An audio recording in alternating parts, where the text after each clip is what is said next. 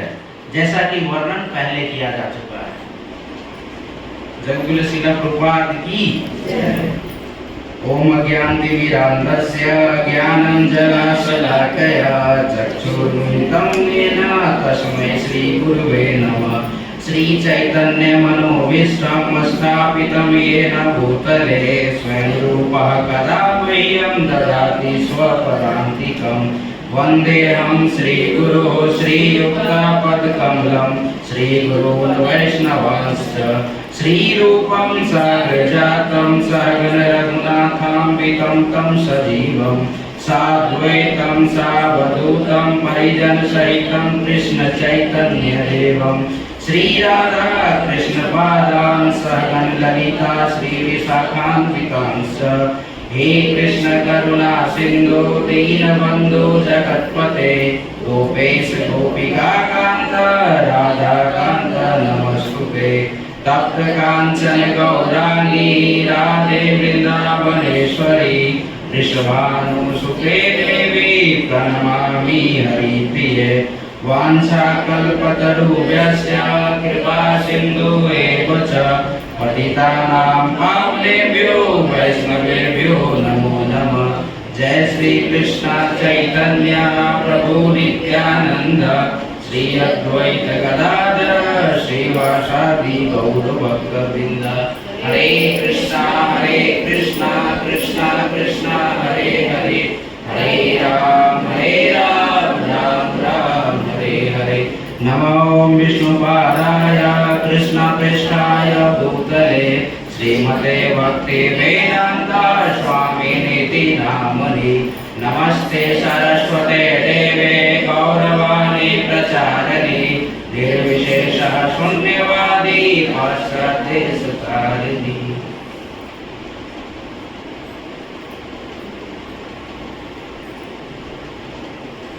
हरे कृष्णा। आप सबका स्वागत है। बहुत ही अच्छा ये श्लोक है भगवद गीता का। इसमें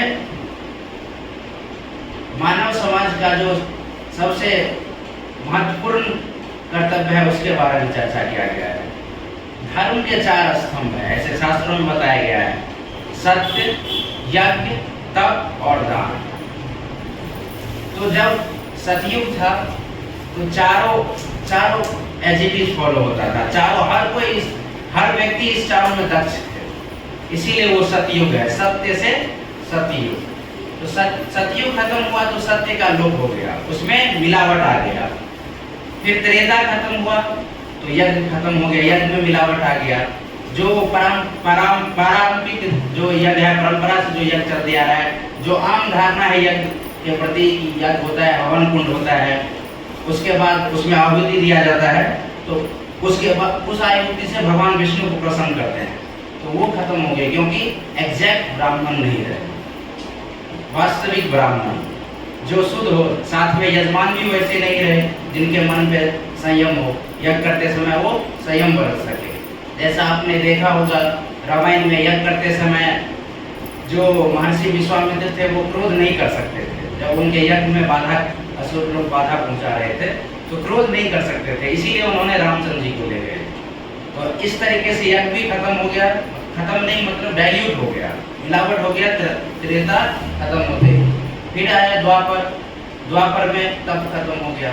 आज हम लोगों को बैठने के लिए बोल दिया जाए कि एकदम स्टैंडिंग मोड में 5 मिनट के लिए बस खड़े रहना है, तो कोई नहीं स्टैंडिंग मोड में रह सकते हैं। इवन जो बैठे हैं अभी, इसमें एकदम शांतित होकर बैठ नहीं सकते, 10 बार हिलेंगे, तो फिर तपस्या अष्टांग योग सब कहाँ से कर सकते हैं। लेकिन वास्तविक में यज्ञ कुछ और है और तपस्या भी कुछ और है। इससे हट के जो साधारण बाहरी तौर पे जो दिखता है इस तरीके से कि तपस्या मतलब शरीर को बहुत ही कंट्रोल करना, यज्ञ मतलब हवन कुंड ये सब करके उसमें अग्नि प्रज्वलित करना, फिर भगवान को प्रसन्न करना। आज मैं उस सब के बारे में बताऊंगा। फिर दान बचा, तो कलयुग में दान है, अभी भी लोग दान करते हैं, क्योंकि अभी भी कलयुग में ये शेष है।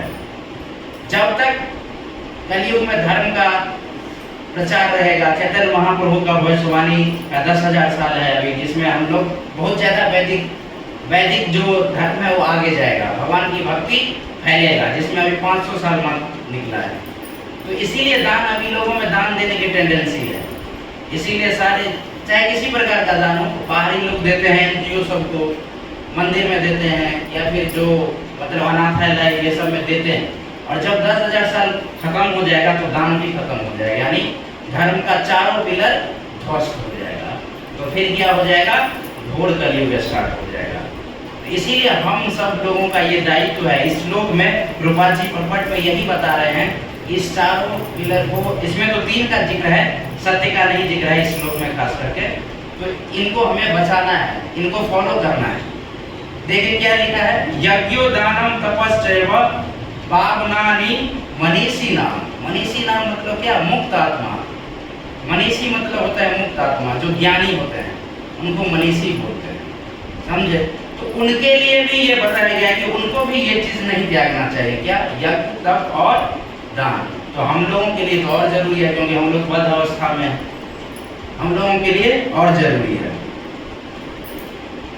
प्रपट में प्रभुपाद जी बताते हैं कि योगी को भी चाहिए कि मानव समाज के कल्याण के लिए ये सब चीज करते रहना चाहिए। उदाहरण के लिए विवाह को भी एक यज्ञ माना जाता है। विवाह को भी एक यज्ञ माना जाता है, क्यों पता है आपको? क्योंकि गृहस्थ आश्रम का धर्म है भगवान विष्णु के प्रसन्नता के लिए कार्य करना। गृहस्थ लोगों का सबसे प्राइमरी ड्यूटी यही है। इसीलिए जब शादी होता है तो मंत्रोच्चारण में क्या बोला जाता है, मंगलम भगवान विष्णु मंगलम गरुड़ध्वज मंगलम पुंडरीकाक्ष मंगलाय तनोहरि। मतलब भगवान विष्णु ही मंगल करते हैं हर चीज का। तो केवल ये बोलने से नहीं होगा, ये गृहस्थों का, चारों वर्णों का, ये चारों आश्रम, चारों वर्णों का ये ड्यूटी है कि भगवान के संतुष्टि के लिए, विष्णु की संतुष्टि के लिए कार्य करें। मैं आगे बताऊंगा श्लोक का रेफरेंस कि कैसे चारों वर्णों के बारे में बताया गया शास्त्रों के, कि भगवान विष्णु की प्रसन्नता के लिए यह करना चाहिए। इसीलिए कहते हैं कि उन्हें विवाह यज्ञ, इसीलिए विवाह यज्ञ, नहीं तो विवाह यज्ञ नहीं हुआ। साधारण लोग अगर मान लीजिए जिसको आमतौर पे विवाह बोला जाता है तो समझिए वो विवाह नहीं है, विवाह के नाम पे एक चीटिंग है बस। क्योंकि अगर विवाह का पर्पस ही है कि पति पत्नी दोनों मिलकर भगवान की प्रसन्नता के लिए घर का माहौल वैसा बनाए और आने वाली संतति भी जो भगवान भावना भावित हो, कृष्ण भावना भावित हो और भगवान की प्रसन्नता के लिए यज्ञ दान तप आदि करे। अभी मैं यज्ञ को डिटेल में बताऊंगा, तप को भी डिटेल में बताऊंगा और दान को भी डिटेल में बताऊंगा आगे चल के। पहले इस पर्पट को थोड़ा एक्सप्लेन कर लेते हैं। इसके बाद आगे बताया गया है कि सन्यासी को क्या विवाह का प्रोत्साहन देना चाहिए। लोग बोलते हैं ना कि सन्यासी को प्रोत्साहन देना चाहिए कि नहीं। सन्यासी को, हमारे गुरु महाराज बहुत बड़े बड़े भक्त हैं ऐसे, मतलब उनको ना मतलब विवाह करवाए, खुद सन्यासी है तो क्यों विवाह करवाते हैं? ये क्वेश्चन, इसमें क्वेश्चन मार्क दिए हैं प्रभुपाद जी। क्यों? क्योंकि ये मानव समाज के कल्याण के लिए है। मानव समाज के कल्याण के लिए कुछ भी यज्ञ है। मानव समाज का कल्याण अर्थात मानव समाज का कल्याण कब वास्तविकता में होगा, जब भगवान विष्णु प्रसन्न होंगे। हमारे प्रभुपाद जी कई ऐसे भक्त हैं जिनको शादी करने के लिए बोले हैं, खास करके ताकि प्रचार कार्य में आगे बढ़ सके। जो शुद्ध भक्त हैं उनको किसी ऐसे भक्त से शादी करवाए जो जिनके पास लक्ष्मी ज्यादा है, उस लक्ष्मी का यूज किसके लिए किया जाए? भगवान विष्णु की प्रसन्नता के लिए। लेकिन सन्यासी को दूर रहना चाहिए। अगला लाइन में मैं पढ़ा था ना पटपट में, सन्यासी को माताओं से दूर रहना चाहिए। लेकिन वो संस्तुति कर सकते हैं। संस्तुति मतलब उसको अप्रूवल कर सकते हैं, वो शादी करवाते हैं, समझे? क्योंकि उनको गाइड करते हैं कि भगवान भावना भाई कैसे रह सकते हैं। क्योंकि हर कोई ब्रह्मचारी अथवा सन्यासी नहीं बन सकता है। जो जीवन की उतना उच्चतर अवस्था में नहीं है तो वो गृहस्थ आश्रम, जैसे गृहस्थ आश्रम है, पहले ब्रह्मचारी, फिर गृहस्थ, फिर वानप्रस्थ, फिर सन्यास। तो सन्यास आश्रम टॉप मोस्ट है, लेकिन हर कोई सन्यास नहीं ले सकता है। तो भगवान हम लोगों को इसके लिए छूट दिए हैं। वर्णाश्रम धर्म का फॉलो करेंगे, गृहस्थ धर्म में जाएंगे और गृहस्थ धर्म में जाके कृष्ण भावना भावित परिवार बनाएंगे और आने वाले संतति भी कृष्ण भावना भावित हो और भगवान की प्रसन्नता के लिए कार्य करेंगे। इस प्रकार वास्तव में वर्णाश्रम धर्म को फॉलो करेंगे। लोग बोलते हैं कि मैं गृहस्थ हूँ, लेकिन वास्तव में गृहस्थ कब होंगे? जब भगवान कृष्ण को सेंटर में रखेंगे, अंदर सेंटर में नहीं, भगवान कृष्ण को केंद्र में रखेंगे, तभी वो गृहस्थ हुए। नहीं तो शास्त्रों में बताया गया है कि अगर भगवान कृष्ण के प्रशंसा के लिए अगर कोई शादी नहीं करता है तो वो क्या है? गृह में भी। आजकल तो शादी भी नहीं होता है, डायरेक्ट कोर्ट में होता है। इवन नॉर्मल जो शादी होता है उसमें भी ये ध्यान नहीं रहता कि मैं मैरिज क्यों कर रहा हूँ, शादी क्यों कर रहा हूँ, क्यों? भगवान विष्णु की प्रसन्नता के लिए। वास्तविकता ये है, तभी शादी अलाउड है।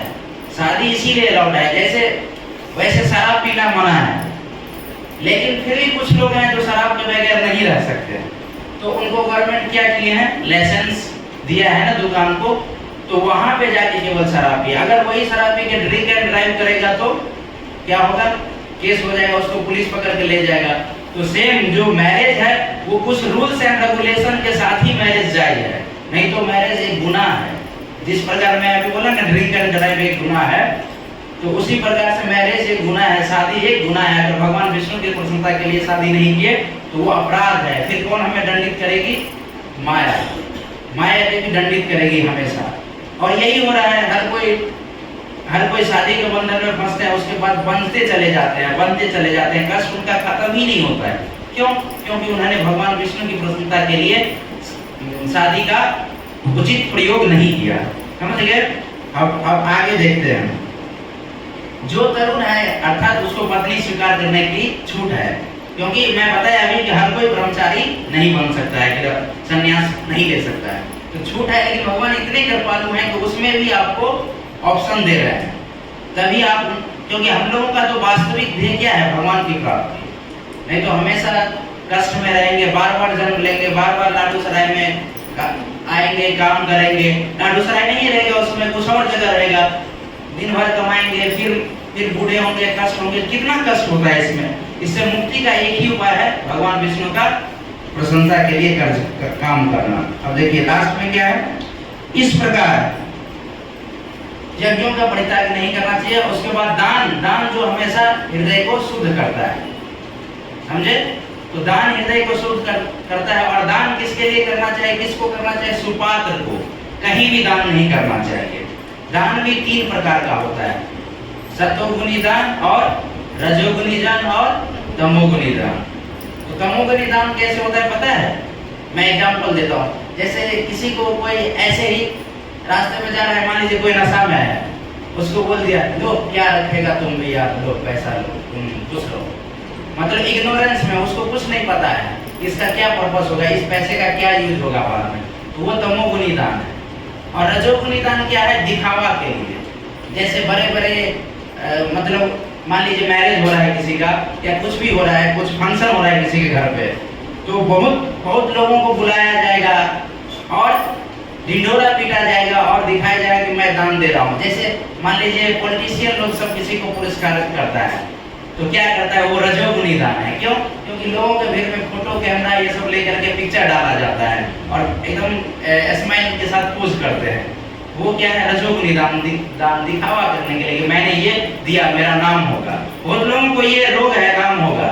जाएंगे बाहर में, मैं तो एनजीओ में इतना देता हूँ, ठीक है देना सही है, लेकिन ये रजोगुणी दान है। ये भी ये तमोगुणी या रजोगुणी दान अल्टीमेटली बंधन का कारण बनेगा, क्योंकि आपके लक्ष्मी का सदुपयोग नहीं होगा। उसके बाद आता है सतोगुणी दान। सतोगुणी दान के बारे में प्रभुपाद जी बताए हैं, भगवत गीता में भगवान भी बताए 17वां अध्याय के 20वां श्लोक में। अभी मैं बताऊंगा, उसका बाद में व्याख्या करूंगा। तो उसमें बताया गया कि जो वास्तविक दान है वो सुपात्र को देना चाहिए। अब सुपात्र कौन है ये ढूंढना पड़ेगा आपको, सुपात्र कौन है ये ढूंढना पड़ेगा, और इसके लिए शास्त्रों में बताया गया है किसको देना है, उसी श्लोक में मैं बताऊंगा। समझ गए? तो हमको ये सारे चीज न बड़ा ही सावधानी पूर्वक सोचना चाहिए कहाँ दान देना चाहिए, क्योंकि जब दान जिस जगह देंगे तभी हमारा कल्याण हो सकता है। ऐसे कहीं भी दान देंगे तो कल्याण नहीं होगा। अगर मान लीजिए आप किसी को सोचेंगे दया, बस किसी को दे दिए दान और वो जाके उसका सिगरेट पी लिया, तो फिर क्या होगा? उसका पाप आप में भी ट्रांसफर होगा ना। अगर कोई भिखारी है उसको आप दे दिया और वो जाके नशा कर लिया, तो उसको तो पाप लगेगा कि आपको में भी 50% जाएगा। समझ रहे हैं ना? उसका भी सॉल्यूशन है। गरीब है तो उसको भी दिया जाएगा, प्रसाद दिया जाएगा, बहुत कुछ दिया जाएगा, अभी बताऊंगा आप। अब देखिए, अब इसको मैं यज्ञ के बारे में बताना चाहता हूँ, वास्तविकता यज्ञ क्या है, क्योंकि इसमें यज्ञ, तप और कर्म के बारे में बताया गया है।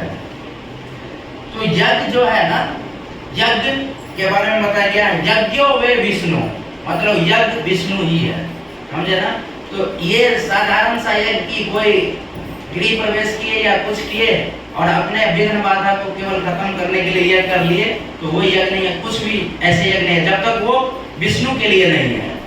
वास्तव में यज्ञ पुरुष कौन है? भगवान विष्णु ही है, वही बेनिडिक्टर है सब कुछ देने के लिए। तो इसीलिए यज्ञ भी क्या है? भगवान विष्णु की प्रसन्नता के लिए है। इसका भागवतम में भी प्रूफ है और भगवत गीता में भी इसका श्लोक है यज्ञ के बारे में। अभी मैं बताता हूँ आपको, देखिए श्रीमद् भागवतम के 1.2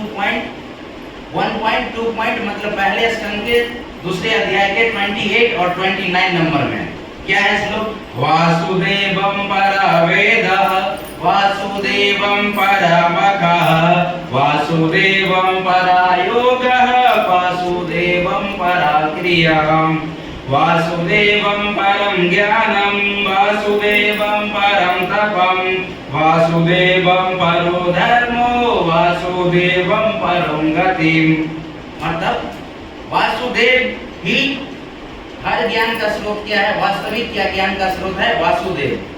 तो हर कोई भी नॉलेज गेन कर रहे हैं, बाहरी किसी भी संसारिक अगर नॉलेज लेने का ध्येय अगर भगवान विष्णु को प्रसन्नता के लिए नहीं हुआ तो फिर वो ज्ञान नहीं हुआ, क्योंकि हर ज्ञान का अल्टीमेट ध्येय क्या है? श्री मान कृष्ण, भगवान कृष्ण खुद। और वासुदेव परामखा, मतलब हर यज्ञ का अल्टीमेट कौन है? भोक्ता भगवान कृष्ण। मखा मतलब यज्ञ होता है। वासुदेव किनका नाम है? भगवान कृष्ण का। और यज्ञ क्या होता है? यज्ञ मतलब अपना, उसमें बोलता है कि जंगल आहुति दिया जाता है। आहुति क्या? आहुति मतलब अपना तन मन धन सब कुछ भगवान के चरणों में समर्पित करना, तब वो वास्तविक यज्ञ हुआ। यज्ञ क्योंकि भगवान, यज्ञ में क्या होता है? हवन कुंड होता है। तो समझिए भगवान का मुख एक हवन कुंड के समान है। उनके मुख में हम अपना तन मन और धन ये उनके लिए अर्पण करेंगे, तभी वो वास्तविक यज्ञ हुआ। उनकी प्रसन्नता के लिए कोई भी कार्य करेंगे तभी वो यज्ञ हुआ वास्तविक। वासुदेवम परम योगम, कोई भी योग साधना सारा कुछ क्या है? भगवान विष्णु की प्रसन्नता के लिए। आजकल लोग मेडिटेशन करते हैं, लेकिन वो मेडिटेशन केवल एक्सरसाइज के लिए है। वास्तविक में योगा क्या है? भगवान विष्णु की प्रसन्नता के लिए। आप ये श्लोक सुने होंगे भगवान विष्णु की स्तुति में। क्या है वो श्लोक? ध्यानावस्तुत तद्गतेन मनसा पश्यन्तु यमलोकिना। मतलब ध्यान में किनका ध्यान करना है? भगवान विष्णु का। और हृदय मन के अंदर किसका ध्यान करना है? भगवान विष्णु का। तभी वो वास्तविक में मेडिटेशन हुआ। और ये सब कब होगा? भगवान पे फोकस कब होगा? जब आप सारा एक्टिविटी भगवान को अर्पण करेंगे। जैसे मान लीजिए कोई व्यक्ति का ध्यान, जैसे कोई पॉलिटिशियन है, वो हमेशा पॉलिटिक्स के बातों में उसका दिमाग चलता है। क्यों? क्योंकि उस तरह की एक्टिविटी वो करता है, वो सोचता है उस तरीके की।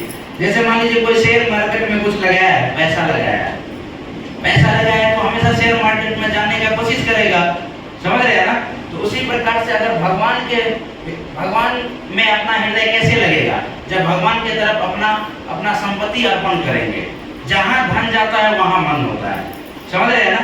जहाँ धन जाता है वहाँ मन होता है। आप किसी इन्वेस्ट करेंगे किसी चीज में तभी मन होगा। जैसे कोई अपने पुत्र से क्यों प्रेम करता है? क्योंकि उन्होंने उस पर इन्वेस्ट किया है। पहले गृहस्थ आश्रम को स्वीकार किया, जैसे कोई माता, फिर उनको गर्भ में धारण किया, फिर उनके बाद उनका पालन पोषण किया। इसीलिए उनका बात सुनने का कोशिश करता है। अगर उनके बारे में कोई बोलता है तो माता प्रसन्न होती है, समझ रहे हैं ना। उसी प्रकार भगवान विष्णु कब प्रसन्न होंगे? जब हम उनके लिए सारा एक्टिविटी करेंगे। जिस प्रकार पुत्र के लिए सारा एक्टिविटी करते हैं, भगवान विष्णु के प्रसन्नता के लिए सारे कर्म करेंगे, उनके प्रचार कार्यों में सहयोग देंगे, हमेशा जो दान वही करेंगे जो भगवान विष्णु की प्रसन्नता के लिए होगा, समझ गए। उसके बाद क्या है? वासुदेवम परम ज्ञानम, संसारिक जितना ज्ञान है उस ज्ञान का ध्येय क्या है? अभी पहले भी बताया था वेद, वो क्या है? भगवान विष्णु की प्राप्ति ही उद्देश्य है। अगर भगवान विष्णु की प्राप्ति में वो बाधा दिया तो वो ज्ञान नहीं है, अपितु वो बंधन में डालेगा। देखिए वासुदेवम परम तपा, मतलब हर तपस्या किसके लिए है? भगवान विष्णु की प्रसन्नता के लिए। लोग दिन रात तपस्या करते हैं, पता है, भर दिन मेहनत करते हैं, भर दिन। एक तपस्या ही है ना, दिन रात जो शरीर से वर्क करते हैं, या फिर बाहरी जो तपस्या सिद्धि के लिए, कुछ लोग सिद्धि के लिए भी तपस्या करते हैं।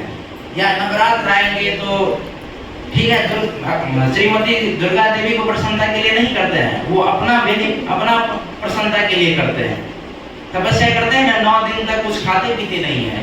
कुछ लोग तो ऐसे ही लेटे रहते हैं और कलश अपने छाती पे रख के लेटे रहते हैं, 9 दिन तक बिना अंजल ग्रहण किए रहते हैं। तो सोचिए, वो तपस्या नहीं है अगर वो उस तपस्या से भगवान विष्णु प्रसन्न नहीं हो। अगर उस तपस्या खराब नहीं है, आप बेस्ट ऐसे ही तपस्या कीजिए और श्रीमती दुर्गा देवी से बोलिए कि आपको जो बेस्ट लगे वो मुझे दीजिए। फिर देखिए वो क्या करते हैं, वो अपने आप, क्योंकि भगवान की वो छाया शक्ति है, वो अपने स्वामी के पास भेज देगी, यानी भगवान कृष्ण के पास भेज देगी। समझ रहे हैं ना? तो इसीलिए कोई भी तपस्या नहीं है अगर वो भगवान विष्णु की प्रसन्नता के लिए है, नहीं है। ये जो है इसमें श्रीमद् भागवतम में। अब देखिए भगवत गीता में भी ये बताया गया है कि यज्ञ और ज्ञान सब कुछ किसके लिए है? भगवान विष्णु के लिए। और यज्ञ में जनरली मैं बता दिया, यज्ञ मतलब आहुति होता है, आहुति डालना, अपना आहुति। हर कोई अपना आहुति डालता है ना, देखो यज्ञ में आहुति ऐसे डालते हैं। तो ये आहुति का वास्तविक अर्थ क्या है पता है? आहुति डालने का मतलब आपका संपत्ति भगवान के चरणों में अर्पण हो, चाहे वो संपत्ति ज्ञान का हो, किसी भी चीज का हो, धन का हो, क्रिया का हो, सब कुछ भगवान के चरणों में अर्पित करना है। देखिए 3 पॉइंट भगवत गीता के जो 3रा अध्याय है उसमें भी बताया गया है कौन ये यज्ञ के बारे में, किसके लिए यज्ञ होता है वास्तविक में। संसार में बहुत सारे लोग यज्ञ करते हैं। आज तो ऐसा स्थिति हो गया है कि कर्मकांड वाला भी यज्ञ नहीं होता है, ना इंद्र के लिए यज्ञ होता है, ना वरुण के लिए, किसी के लिए नहीं होता है, किसी भी देवी देवता के लिए नहीं। लेकिन ये उससे भी ऊपर का बात है, वो भी करना चाहिए एटलीस्ट, क्योंकि उसके बाद ही हमारा मति आगे जाएगा। तो फिर भगवान विष्णु के लिए, वास्तव में तो भगवान विष्णु के लिए ही है यह, क्योंकि भगवान विष्णु ही लोगों को अपॉइंट करके रखे हैं। अब देखिए सहयज्ञ प्रज्ञा श्रेष्ठा पुरोवाच प्रजापति अन्येन प्रविश्य धर्मेश वो अस्तित्व षष्ठ कामधुक। इसका ट्रांसलेशन है, सृष्टि के प्रारंभ में समस्त प्राणियों के स्वामी प्रजापति यहाँ किसका है? ब्रह्मा जी के लिए बताया गया। समस्त प्राणियों के स्वामी ने विष्णु के लिए यज्ञ सहित तथा मनुष्य तथा देवताओं के संतति को रचा। विष्णु के लिए यज्ञ तथा मनुष्यों तथा देवताओं के संततियों को रचा। मनुष्य तथा देवताओं को क्यों रचा? क्योंकि भगवान विष्णु के लिए ये लोग यज्ञ करें, भगवान विष्णु के लिए ये लोग अपना त्याग दें, सब कुछ त्यागे भगवान विष्णु के लिए, जितना संभव हो सके त्यागे। उसके बाद तुम इस यज्ञ से सुखी रहो। ब्रह्मा जी बोल रहे हैं अतः तुम यज्ञ करो और इस यज्ञ से तुम सुखी रहो। इसे करने से सुख पूर्वक रहने तथा मुक्ति प्राप्त करने के लिए समस्त वांछित वस्तुएं प्राप्त होगी। अगर भगवान विष्णु के लिए यज्ञ करेंगे तो समस्त वांछित वस्तु प्राप्त होगी। अभी मैं बताऊंगा भगवान विष्णु को देने के बाद ना कुछ भी, आपको सब कुछ प्राप्त हो जाएगा। ऐसे लोगों का टेंडेंसी होता है कि मैं दे दूंगा तो कैसे होगा। मैं अभी एग्जाम्पल दूंगा लास्ट में कि कैसे कैसे शास्त्रों में ऐसे हुआ है, ठीक है। और इससे पहले देखिए, इससे पहले वाले श्लोक में अर्जुन को क्या बता रहे हैं भगवान? यज्ञार्थ कर्मणो अन्यत्र लोकायः कर्म बन्धनः तदर्थ कर्म कौन्तेयः मूर्त संगस्य समाचरः। मतलब श्री विष्णु के लिए यज्ञ रूप में कर्म करना चाहिए, समझे? श्री विष्णु के लिए यज्ञ रूप में कर्म करना चाहिए। मैं बताया ना कि यज्ञ मतलब केवल अग्नि जला के वो साधारण आहुति देना नहीं है। भगवान यहाँ स्पष्ट बता रहे हैं कि श्री विष्णु के लिए यज्ञ रूप में कर्म करना चाहिए।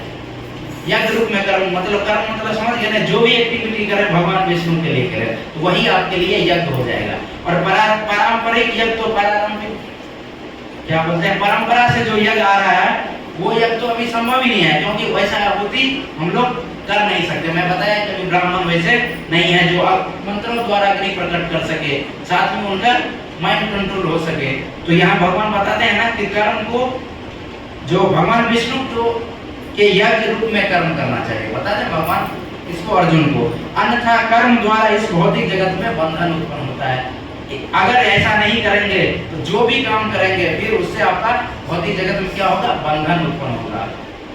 अतः हे कुंती पुत्र, उनकी प्रसन्नता के लिए अपना नियत कर्म करो, जो भी काम करो भगवान श्री हरि की प्रसन्नता के लिए काम करो, इस तरह तुम बंधन से सदा मुक्त रहोगे। बहुत लोग लास्ट में जब बूढ़े हो जाते हैं तो सोचते हैं मैं किसी तरीके इस दलदल से निकलूं और मैं भजन भक्ति करूं, ऐसे सोचते हैं। जब बुजुर्ग हो जाते हैं तो उनको रियलाइज होता है इस बात का, लेकिन वो बंधन से नहीं निकल पाते। क्यों? क्योंकि उन्होंने विष्णु की प्रसन्नता के लिए कर्म रूपी यज्ञ नहीं किया। इसमें भगवान यही बता रहे हैं ना अर्जुन को, इसीलिए सारा कर्म किसके लिए करना है, शुरू से ही भगवान विष्णु की प्रसन्नता के लिए, चाहे वो यज्ञ हो, तप हो, ध्यान दान हो, कुछ भी हो। आप कोई भी प्रोफेशनल है, जैसे कोई काम करता है तो अपने विद्या को यूज करते हैं भगवान विष्णु की प्रसन्नता के लिए। जैसे माता जी हैं, इंटीरियर डिजाइन करती है, तो सोचिए उसी विद्या का यूज भगवान की प्रसन्नता के लिए कर रहे हैं। अभी देखिएगा जब आएगा जन्माष्टमी, फिर माता जी कितना बढ़िया से सजाएंगे। तो कुछ भी ऐसा नॉलेज है जिसको आप भगवान की प्रसन्नता के लिए कर लेंगे तो वो क्या हो गया, यज्ञ, समझे ना। और सबसे बड़ा जो है ना हमारा आसक्ति, वो धन का है। धन जरूर भगवान की प्रसन्नता के लिए हमें व्यय करना चाहिए, क्योंकि जिधर धन जाता है उधर ही हमारा हृदय जाता है हृदय। तो इस प्रकार से भगवान विष्णु प्रसन्न होंगे और भगवान की कृपा हमें मिलेगी। और इसी यज्ञ को वेदों में जायज बताया गया है। अभी मैं बताता हूँ कि जैसे इससे पहले बताया था ना कि हर आश्रम के लिए क्या है, यज्ञ क्या है, भगवान श्री हरि का तुष्ट करना ही यज्ञ है।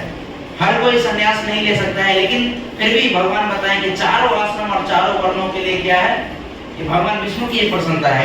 ये भागवतम में ही इसके बारे में बताया गया है और विष्णु पुराण में भी इसके बारे में बताया गया है। ये श्लोक किस प्रकार है, देखिए, अतः पुंभी दुष्श्रेष्ठ वर्णाश्रम विभागस स्वनिष्ठस्य धर्मस्य संसिद्धि हरितोषणम।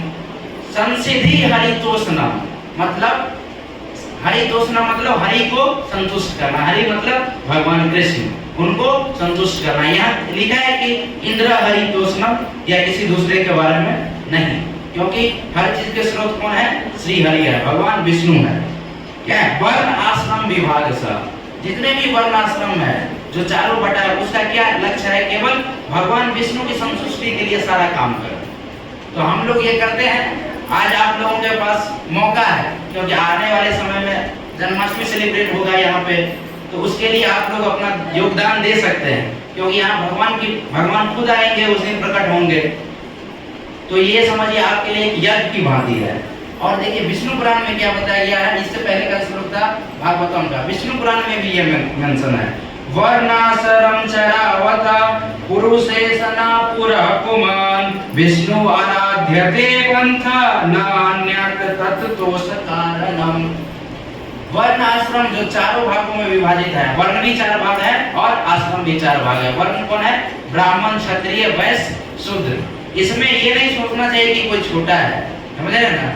ब्राह्मण लोगों को गाइड करता है, क्षत्रिय क्या करता है, प्रोटेक्शन देता है, ब्राह्मण क्या करता है, लोगों को भगवान के ओर लेके जाता है, समझ गए ना। और क्षत्रिय क्या करता है, जो भगवान के भक्ति अनुकूल वातावरण तैयार करे, उसमें कोई भी डिस्टर्बेंस करे तो अपनी शक्ति यूज करके उसकी रक्षा करे।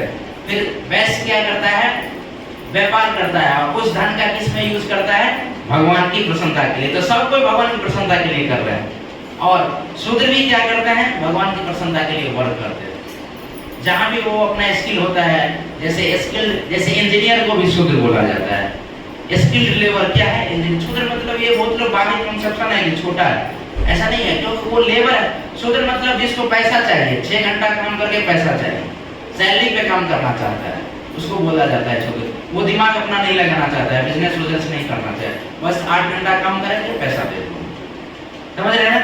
तो जैसे इंजीनियरिंग कोई किया है तो उसका भी यूज कर सकता है। हमारे मंदिर में सॉफ्टवेयर डेवलप करते हैं, तो वो लोग क्या करते हैं, जितना वेबसाइट पे जो सारा कुछ डालते हैं वो तो इंजीनियर ही है ना, तो उसका यूज किस में कर रहे हैं, भगवान की प्रसन्नता के लिए। तो चारों वर्णों के लिए बताया गया भगवान की प्रसन्नता के लिए। अब दान, लास्ट में दान पे फोकस किया गया है ज्यादा इसमें, समझ गए। तो दान के बारे में बताया गया है 17.20 में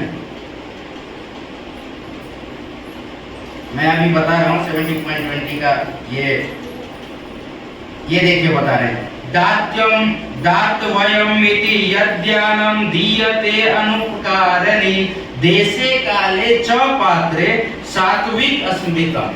मतलब हमेशा सात्विक रूप से दान करना चाहिए। बताया ना 3 टाइप का दान होता है, जिसमें हमें कौन सा दान करना चाहिए? सात्विक। ये कौन बता रहे हैं? भगवान भगवत गीता में बताया 17.20 में 17 अध्याय और 20वां श्लोक में।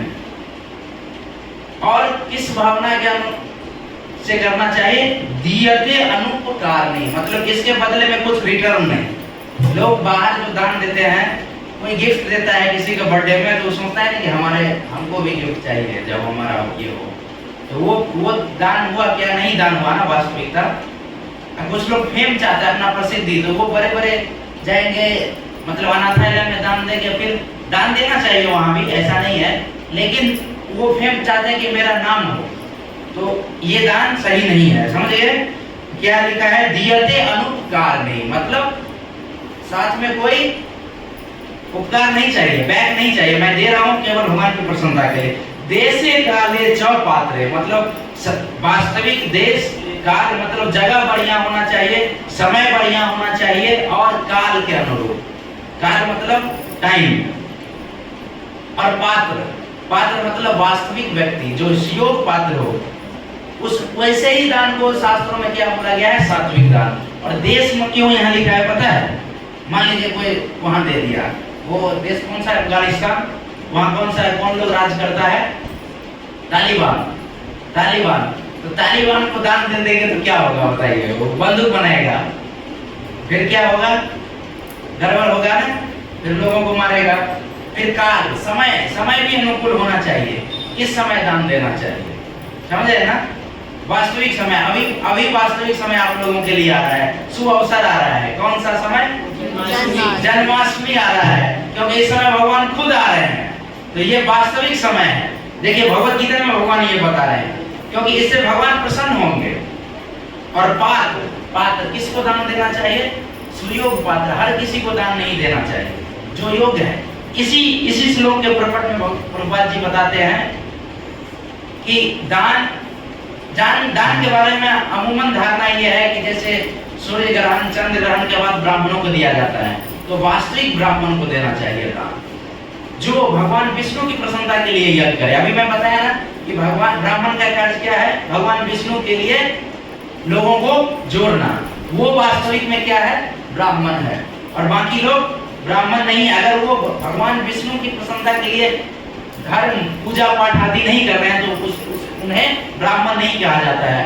उन्हें क्या बोला जाता है शास्त्रों में? द्विज बंधु। शास्त्रों में एक वर्ड है द्विज बंधु, उसे ब्राह्मण नहीं कहा जाता है। और एक और भयावह वर्ड है जो मैं अभी नहीं बोलूंगा, बाद का वर्ड है, वो समय जब वो शरीर त्यागते हैं उस समय का वर्ड है। लेकिन जब तक वो रहते हैं तब तक उन्हें क्या बोला जाता है? द्विज बंधु। क्यों? अगर मान लीजिए उनको दान दे दिया, ठीक, तो वो दान को कई बार मैंने ये भी सुना है कि कितने सो कॉल्ड जो पंडित होते हैं, सो कॉल्ड, जो वास्तविक में ब्राह्मण नहीं है। ब्राह्मण मतलब जो ब्रह्म इति चरते सब ब्राह्मण, जो भगवान मतलब ब्रह्म के स्तर पर चलता है, भगवान ब्रह्म के हेतु कार्य करता है, हमेशा ब्रह्म में लीन रहता है, उसे कहते हैं ब्राह्मण, यानी भगवान में लीन रहता है, भगवान से युक्त कर्म करते हैं। अभी बताया ना, उन्हीं को देना चाहिए दान। प्रभुपाद जी बोलते हैं। अगर मैंने सुना है कि वो लोग कई बार कुछ ऐसा सुना है कि उस दान का वो लोग पता है ब्याज पे भी लगाते हैं कई बार, जबकि ब्याज किसके लिए है? वैश्य के लिए है। वो भी साधारण कंडीशन में नहीं, जब उनके पास कोई बिजनेस का व्यापार ना हो तब उनके लिए छूट है कि थोड़ा बहुत टैक्स ले सके, मतलब सूद ले सके। सूद समझते हैं ना, वो ले सके। लेकिन ब्राह्मणों के लिए कतई नहीं वो, क्योंकि वो लक्ष्मी का यूज किसके लिए करना है? उसे भगवान की सेवा के लिए। और यहाँ आप देंगे तो यहाँ जितने भी हमारे मंदिर के सब ब्राह्मण हैं, वो सब किसके लिए यूज होता है? भगवान विष्णु की सेवा के लिए। और भगवान विष्णु को सारा कुछ ऑफर होता है, फिर लोगों में बांट दिया जाता है, समझ गए? और इसीलिए हमें सुपात्र ढूंढना चाहिए। हमें इसीलिए प्रभुपाद जी कहते हैं प्रपट में कि हमें योग ब्राह्मण तथा वैष्णवों को ही देना चाहिए। वैष्णव मतलब क्या? जो भगवान विष्णु के लिए कार्य करे। विष्णु से बना है ना वैष्णव, विष्णु प्लस मतलब संधि विच्छेद करेंगे ऐसे, तो जो विष्णु के लिए ही जीते हैं, विष्णु के लिए कार्य करते हैं, उसे वैष्णव कहते हैं। ब्राह्मण से ऊपर का स्टेज है वैष्णव का।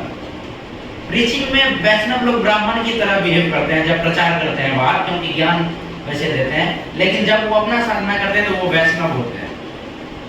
तो इसीलिए हमें दान किसको देना चाहिए? वैष्णव को देना चाहिए।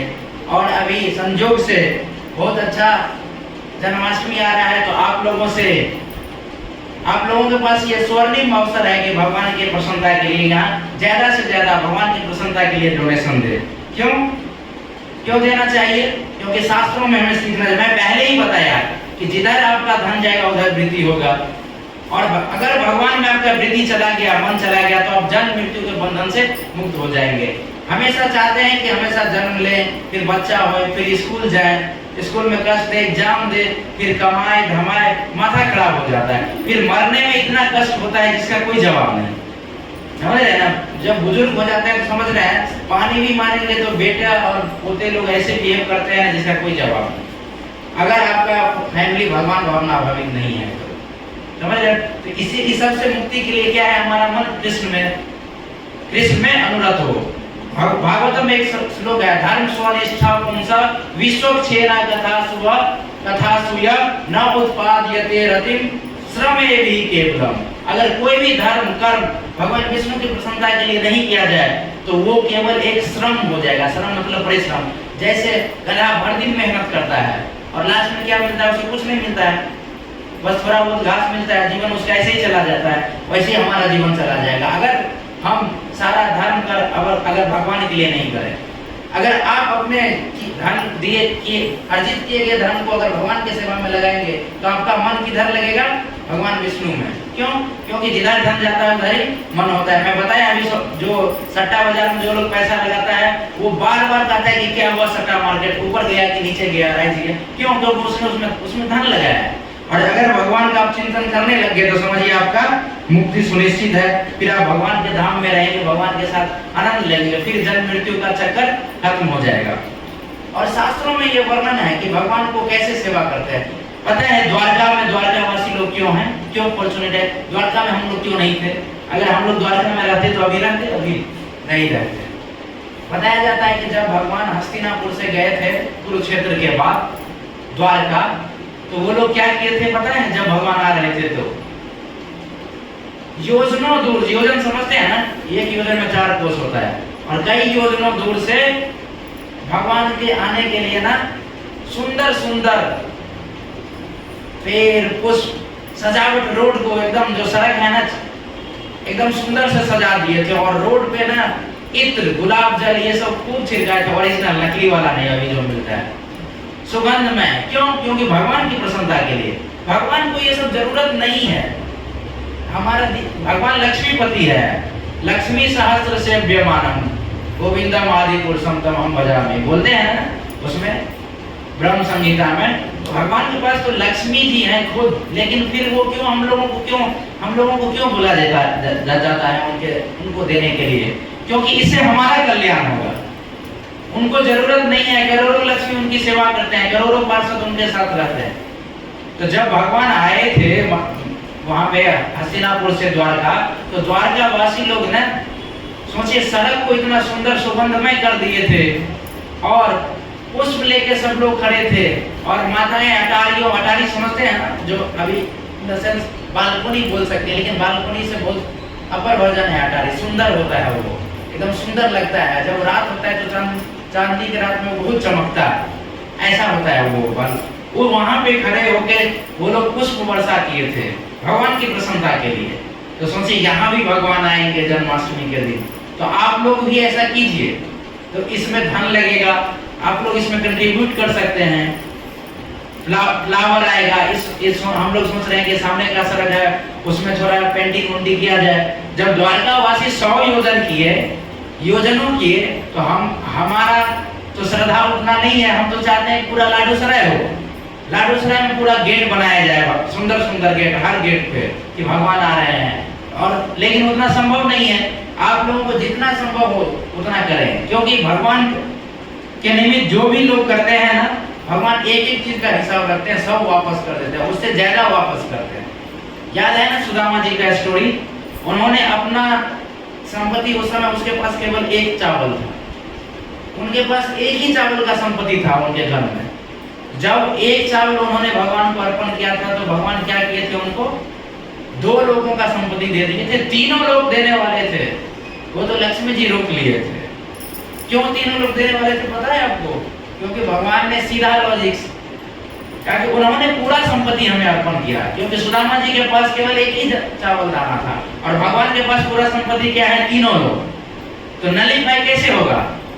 जब जैसे लोग बोलते हैं, इन जनरल भी लोग बोलते हैं मैंने इसको 100 रुपया दिया था गिफ्ट में, ये इसने 100 रुपया नहीं दिया, इसने 50 ही दिया, ऐसे बोलते हैं। देखते होंगे किसी कार्यक्रम से, गांव सब में जो क्रियाक्रम सब होता है उसमें ऐसे होता है, लोग वो खाता रखता है किसने कितना दिया था, और जब उसको भी देने का अवसर आता है तो वही उतना ही देता है। एक्चुअली ये भगवान से आया है, समझे? भगवान वास्तविकता में है तो भगवान से ये सारा गुना है यहाँ, लेकिन दूषित है। तो भगवान उनको सब कुछ, सोचिए 3 लोगों का संपत्ति देने के लिए तैयार है। तो ये मत सोचिए कि आप लोग को यहाँ पे अगर भगवान की प्रसन्नता के लिए जन्माष्टमी में धन देंगे तो हमारा घटेगा, भगवान वापस कर देते हैं। इवन ऐसा भी होगा कि आपका धन किसी जगह फालतू में खर्च होने वाला होगा। कई बार ऐसा होता है कि हम बिना मतलब का किसी कार्य में बिना मतलब का फालतू में खर्च हो जाता है। ऑफिस में कोई कागज बनवाने गए, 10 कागज बनवाने गए, काम में नहीं हुआ, कितना खर्च हो गया? क्यों? क्योंकि वो फालतू में खर्च होना है, क्योंकि आपने भगवान के लिए सेवा, भगवान के लिए धन को यूज ही नहीं किया। तो भगवान सेव करवाते हैं, अननेसेसरी खर्चा सेव करवाते हैं। जहाँ आपका हाथ उठना रहता है वहाँ खर्च आता है, तो उसमें खर्च सेव हुआ, समझ रहे हैं?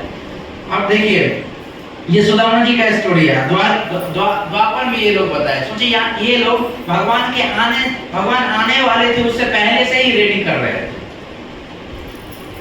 साक्षात भगवान शिव भगवान के अभिषेक के लिए ना, अभिषेक का जल लेने के लिए लालायित होते हैं। उस दिन यहाँ पे संयोग से अभिषेक होगा, आप लोग फॉर्चुनेट हैं, भगवान का अभिषेक करेंगे।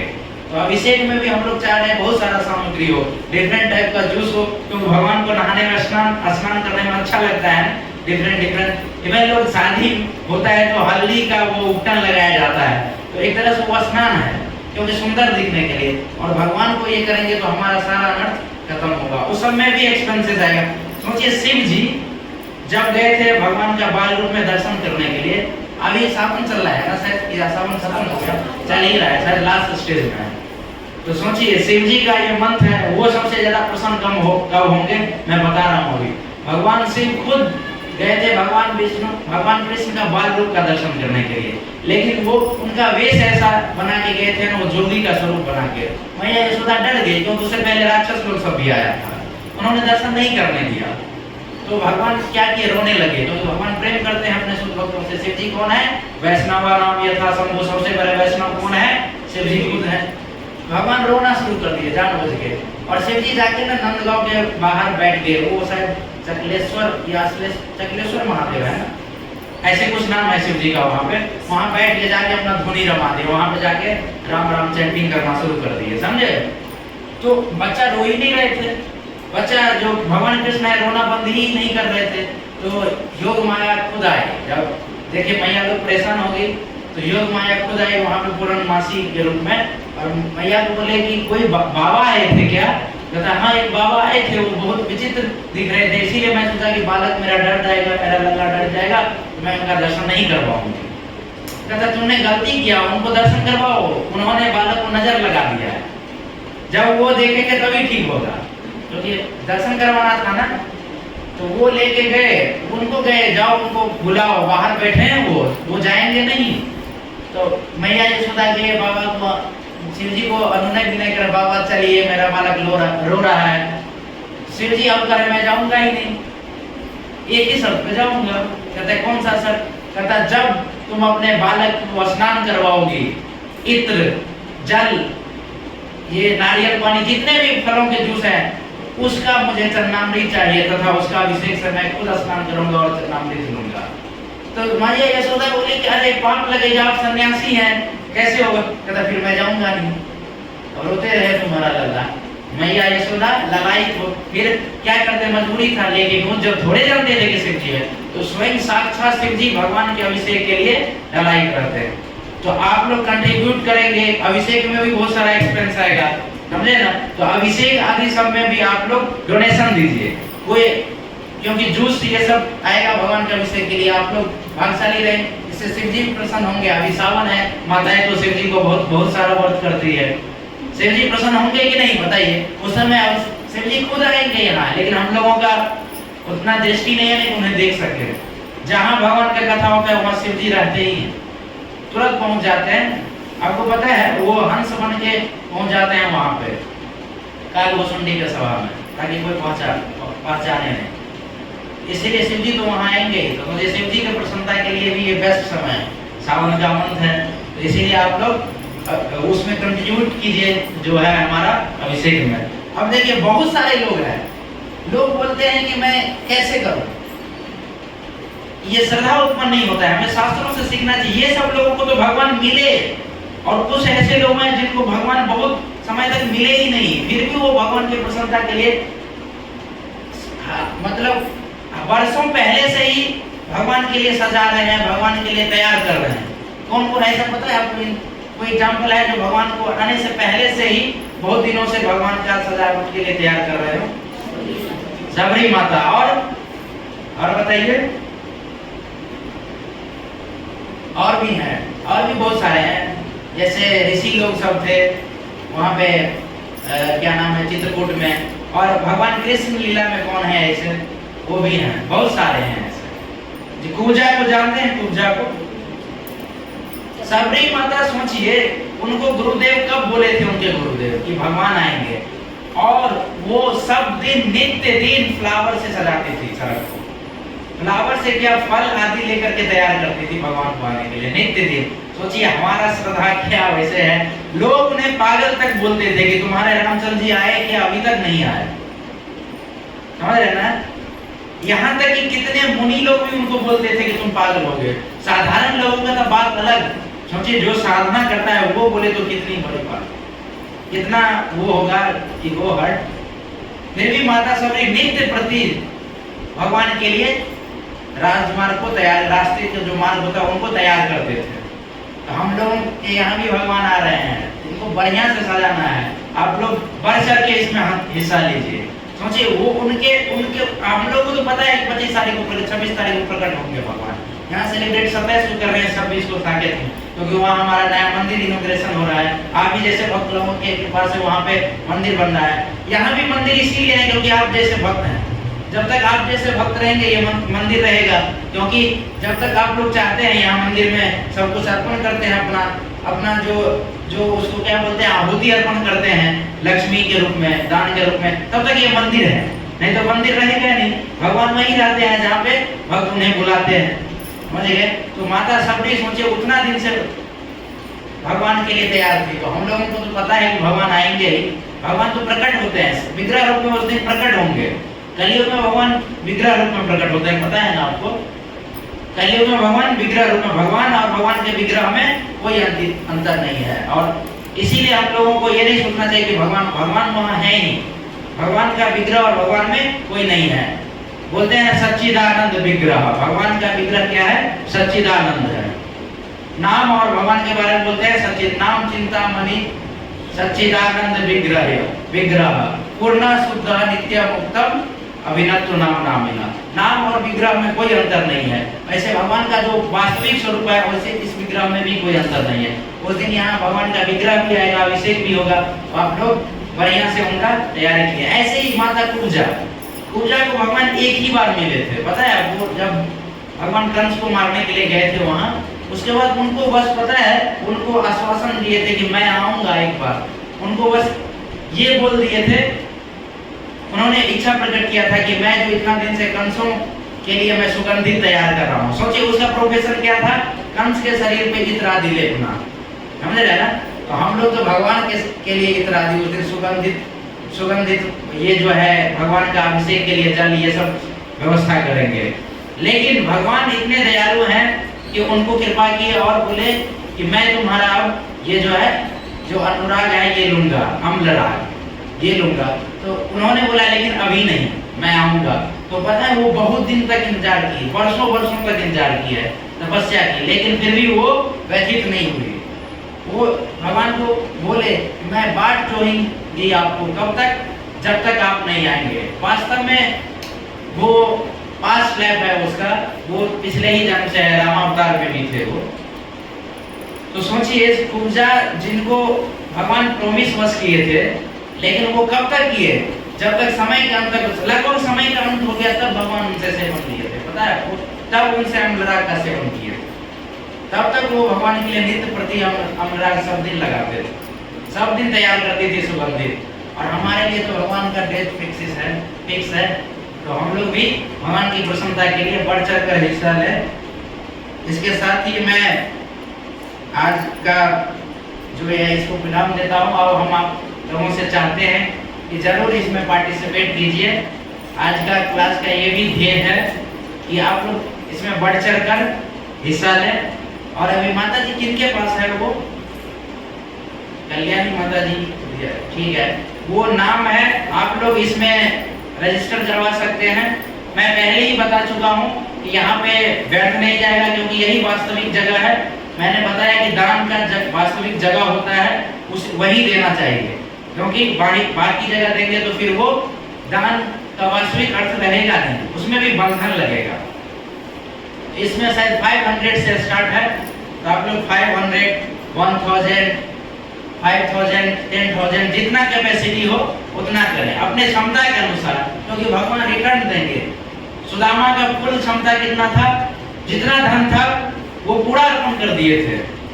और इसमें वो पेन ले लीजिए, आप लोग नोट कर लीजिए। बस मैं यहाँ से बस मैं पूछूंगा, अपना भक्त लोग नाम लिखवाएंगे, फिर माता जी नोट कर लेंगे। तो अब आप लोगों का बारी है, इसमें बढ़ चढ़ कर हिस्सा लीजिए और भगवान की प्रसन्नता के लिए जरूर कुछ सहयोग राशि दे, जितना क्षमता हो। देखिए सुदामा जी पूरा अर्पण कर दिए थे, उनके पास जितना था उतना अर्पण कर दिए थे। बलि महाराज क्या किए, पूरा अर्पण कर दिए, यहाँ तक अपना शरीर भी अर्पण कर दिए, किए ना बलि महाराज। भगवान तीनों लोग ले लिए, फिर शरीर भी उनका ले लिए, लेकिन बाद में भगवान उनको क्या दिए पता है, दुर्लभ चीज दिए जो इंद्र को भी नहीं प्राप्त है। भगवान खुद उनके यहाँ नौकर बन गए, डोर कीपर बन गए थे, पता है बलि महाराज का। भगवान बहुत ज्यादा रिटर्न देते हैं, डोर कीपर को, गेट के पहरेदार बन गए थे। बाद में लक्ष्मी जी को मंगाना पड़ा था, अभी रक्षाबंधन आ रहा है, सिर्फ वही स्टोरी है, भाई मान के उनसे मांगना पड़ा था उनको पता भी नहीं था कि ये भगवान विष्णु है। तो और इसके साथ साथ उन्होंने इस उद्देश्य से कि मैं इंद्र बनूंगा यह किए थे। जैसे हम लोगों का उद्देश्य होता है जनरली डोनेशन, कि भगवान मेरा कोई काम कर दे, तो भगवान वो भी काम पूरा कर देंगे। तो इसीलिए अगले मनवंतर में स्वयं महाराज बलि ही इंद्र बनेंगे, वो शुद्ध भक्त होंगे भगवान का। अगला मनवंतर जब आएगा सामंत मनवंतर, उसमें भगवान बलि इंद्र बनेंगे, और बाद में भगवान वैकुंठ चले जाएंगे। भगवान कौन सा वैकुंठ चले जाएंगे महाराज बलि। अभी भी भगवान उनके यहाँ सूतल लोक में गुप्त रूप से बात करते हैं। तो सोचिए भगवान इतने दयालु हैं कि जो चीज के लिए आप आए वो तो देंगे, उसके अलावा भी देंगे। उन्होंने इंद्र के बारे में सोचा, और इंद्र तो बना ही दिए, उनको साथ साथ वो उनको वैकुंठ भी दे दिए, और उनके लोक में भी वास करने लगे। अभी प्रहलाद महाराज और बलि महाराज वही है, दोनों सूतल लोक में, समझ गए। इसीलिए इसमें हिचकिए मत, और आप लोग बढ़ चढ़ का हिस्सा लीजिए। पहला व्यक्ति एकदम ग्रांड होना चाहिए, धमाकेदार होना चाहिए, बस। बाकी अपने इच्छा अनुसार जो भी है भगवान के प्रसन्नता के लिए। अभी इसमें जो रजिस्ट्रेशन है ना, इसमें 500 से स्टार्ट है, बाद में आप लोग दे सकते हैं जितना हो, 1000, 5000, 10,000। पहला एंट्री बढ़िया होना चाहिए, जो भी करे।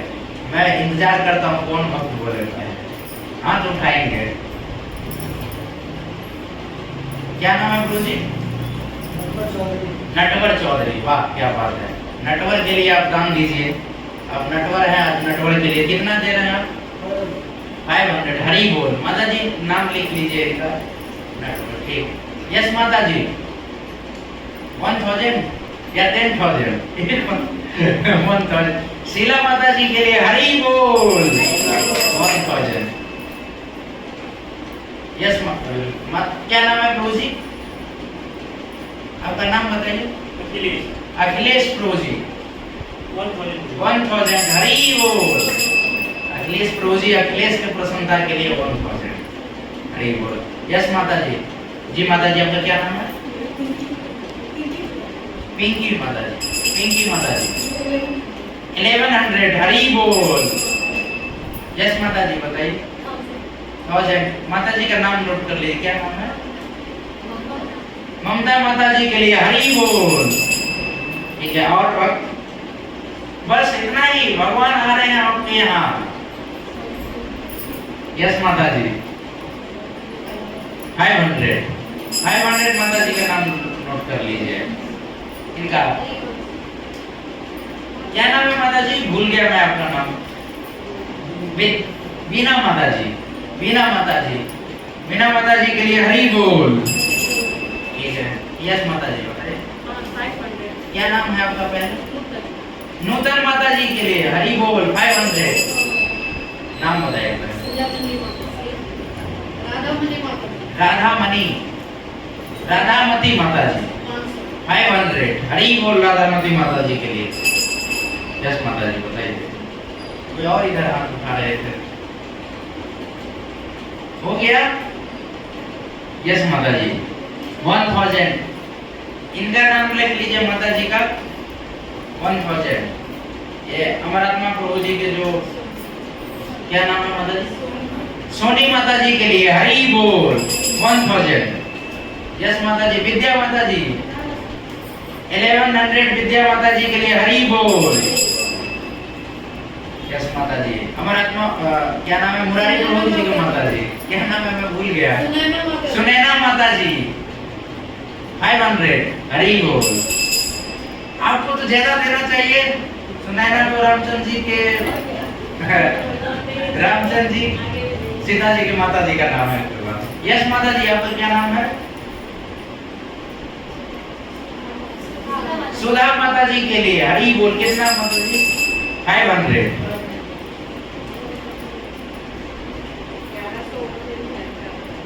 फिर 1100। यस, फिर से एक बार माता जी के लिए बोलेंगे हरी बोल। सीता माता जी के लिए 1100 ऐड हो गया। यहाँ ये मत समझिए, आपको मैं पहले ही बता दिया ना कि यहाँ सारा लक्ष्मी ना भगवान की प्रसन्नता के लिए ही जाता है। पता है, शास्त्रों में ऐसा वर्णन है कि जो ब्राह्मण और वैष्णव भगवान की प्रसन्नता के लिए दिया गया यज्ञ को ना, यज्ञ में जो दान आता है उसको अपने सेवा के लिए यूज करता है ना, उसका बहुत भयावह दुर्गति होता है, ब्रह्म राक्षस का योनि प्राप्त होता है। अभी भक्तमाल मैं पढ़ रहा था, उसमें बताया, उसमें एक व्यक्ति था, उनको तुलसीदास जी स्पर्श किए, तो आज तुलसीदास जी का जयंती भी है, तो स्पर्श किए तो वो फिर से अपने वास्तविक रूप में आ गए। क्यों पता है? क्योंकि उन्होंने सारा काम किया, भगवान की प्रसन्नता के लिए सब कुछ किया, यज्ञ किया, ध्यान किया, लेकिन लक्ष्मी का यूज अपने सेवा में कर लिया था। उसे सर, ऐसा सर बना जो मरा हुआ लग रहा था, लेकिन वो मरा नहीं था। तो उनका चरण पड़ा था ना जब चित्रकूट में परिक्रमा किया था, तो वो मुक्त हुए थे। तो सोचिए, यहाँ पे जितना भी आपका धन जाएगा वो भगवान की प्रसन्नता के लिए ही जाएगा, तो टेंशन नहीं लेना है।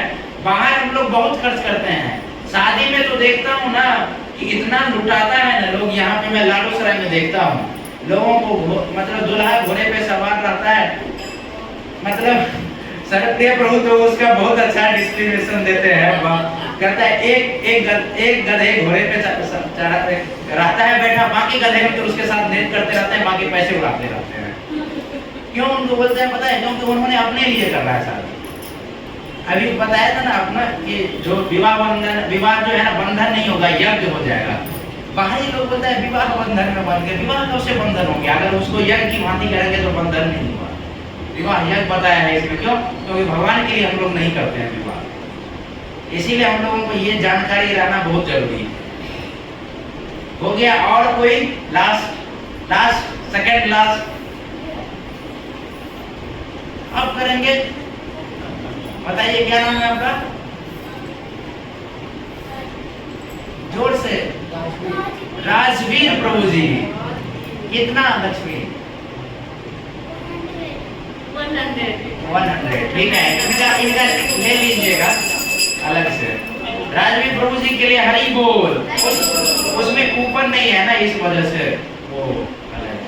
बहुत अच्छे। आप चैंटिंग, पता है ये चैंटिंग बहुत अच्छा करता है, इसका एक एक वर्ड क्लियर रहता है, बस आके थोड़ा क्लास में डिस्टर्बेंस करता है, लेकिन चैंटिंग का वर्ड पूरा क्लियर है। पता है क्योंकि उनके पिताजी सिखाए हैं, इसीलिए पिताजी से सब कुछ सीखता है।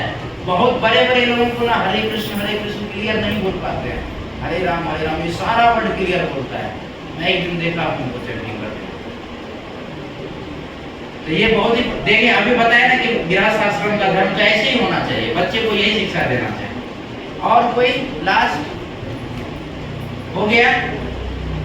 ठीक है, धन्यवाद आप लोगों को अपना कंट्रीब्यूशन देने के लिए। बाकी आप लोग खुद भी उस दिन प्रभुपाद जी का वो है, क्या नाम है, प्रभुपाद जी के अपीयरेंस ले, क्योंकि जन्माष्टमी के अगले दिन हम लोग सेलिब्रेट कर रहे हैं। जन्माष्टमी में उस दिन हम लोग साकेत में कर रहे हैं, हमारा मंदिर है वहाँ पे खुल रहा है, नया मंदिर बन रहा है।